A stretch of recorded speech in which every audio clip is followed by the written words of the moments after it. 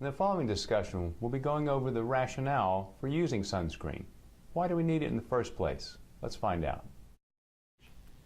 Proper application of the sunscreen is crucial if we expect it to work as it's supposed to work. Well, what is proper application technique? First of all, it's important to apply the sunscreen while your skin is still cool and dry, at least 15 to as much as 30 minutes before you plan to go outside. That way the sunscreen ingredients can bind your skin appropriately.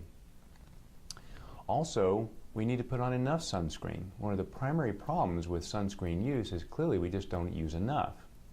Now, for an average adult, if you're wearing sunbathing attire, it should take about 1 ounce of sunscreen product to cover your body. Now, 1 ounce would fill a jigger, or an ounce is also about the size of a golf ball.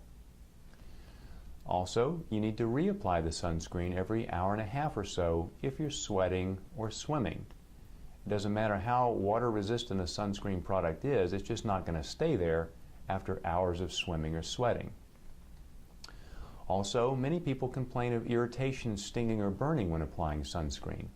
This can be minimized by using the physical blocking types of sunscreens, the active ingredients most commonly of which are zinc oxide or titanium dioxide. These sunscreens are also often labeled for sensitive skin. Just turn around the label and look, read the ingredients. Also, sunscreen appropriate for the situation. In other words, if you're just going about your daily business or you work indoors, a daily facial moisturizer that contains a sunscreen is adequate. Or if you're not sweating or swimming, a liquid spray-on sunscreen would be appropriate. However, if you're planning a day at the beach or a day at the lake, or you're going to be doing yard work and perspiring heavily, a sunscreen that is more water resistant is appropriate for that situation. Other considerations? The vehicle matters, again meaning that if you're applying a spray-on sunscreen with a water alcohol base, it's just not going to stay there if you're sweating or swimming. Use a more water-resistant vehicle. There is some controversy of whether or not vitamin D manufacturing in the skin is impaired by regular and appropriate sunscreen use. Again, this has not been settled, but the consensus now is that regular sunscreen use does not really impair our normal vitamin D status. We also obtain vitamin D, of course, from dietary sources. It's also important to recognize that we can get a sunburn standing in the shade or on a cloudy day.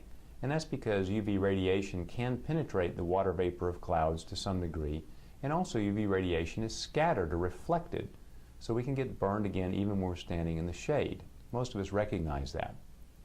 Ultraviolet A radiation can pass right through window glass, so you can also get sun damage or a sunburn in a car with the windows rolled up or through window glass in your house. It's important also to recognize and remind you that sunscreens form only a part of our sun protection strategy.